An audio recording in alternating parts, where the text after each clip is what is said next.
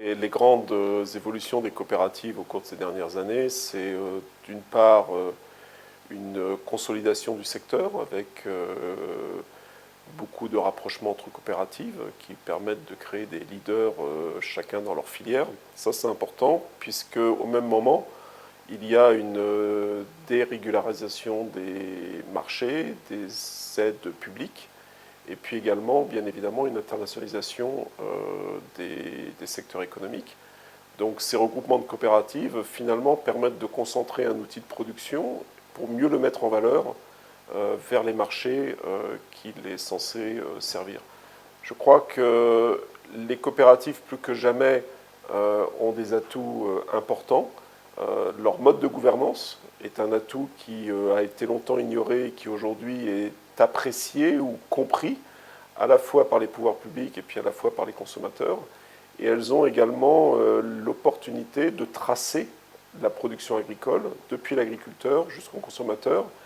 Et si elles le font bien, je pense que c'est un atout compétitif et stratégique unique.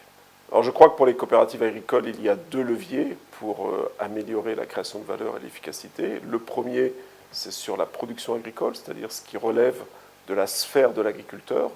Donc c'est améliorer, au travers des services que lui propose la coopérative, améliorer sa production. Donc c'est regarder des schémas logistiques moins coûteux, donc repenser les schémas logistiques. C'est également introduire sur les exploitations tous les outils de numérisation et les outils de capteurs qui lui permettent finalement de faire mieux son travail, mais en consommant moins de ressources, ce qui est un enjeu absolument essentiel. Et puis sur la partie aval, pour des coopératives comme la nôtre, Vivesia, c'est également l'investissement dans l'industrie, dans la transformation, de façon à valoriser les productions agricoles.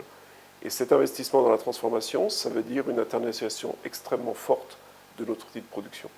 Alors si je devais imaginer la coopérative de demain, je pense qu'elle serait extrêmement numérique et je pense également qu'elle aurait passé une étape qui est celle de la collaboration avec d'autres coopératives internationales. Il est intéressant de voir que dans le monde, il y a très peu de coopératives agricoles qui ont des tailles qui leur permettent d'affronter les marchés internationaux, qu'elles sont en Australie, elles sont aux États-Unis, au Canada, en Europe, et que si ces coopératives se mettaient à coopérer entre elles, eh bien je pense qu'elles pourraient offrir à leurs clients des solutions que les grandes sociétés de trading ne sont pas capables de faire.